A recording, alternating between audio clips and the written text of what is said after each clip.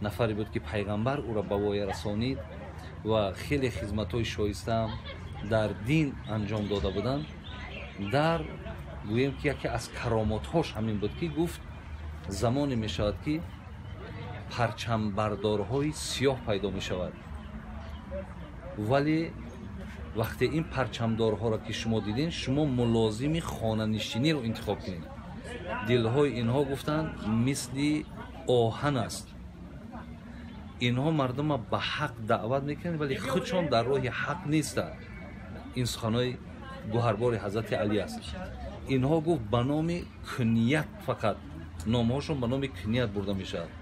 мисле ки мисол имрӯз чӣ гунае ки абу холид гузоштану абу довуд гузоштану абу аҳмад гузоштанд ва ҳамчунон мегӯяд фомилҳошон ба номи шаҳрдорӣ гузошта мешавад.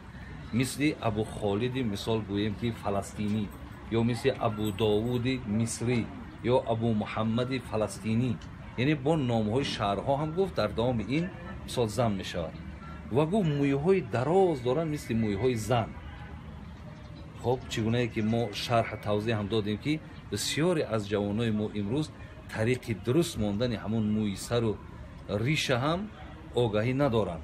аз ин хотир мо барои ҳамаи бародаро аз ҳадиси пайғамбар овардем ки вақте риши жӯлида дошт, мӯи сари бисёр жӯлида дошт, пайғамбар гуфт то дурусташ накунед, ӯро дар оғӯш нагирифт.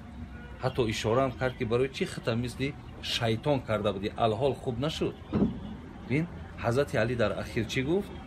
баъдан ҳазрат гуфт ки вақте ки дар байншон ихтилоф ки боло шид, баъдан шумо метавонед ки аз хонаҳо берун шавед.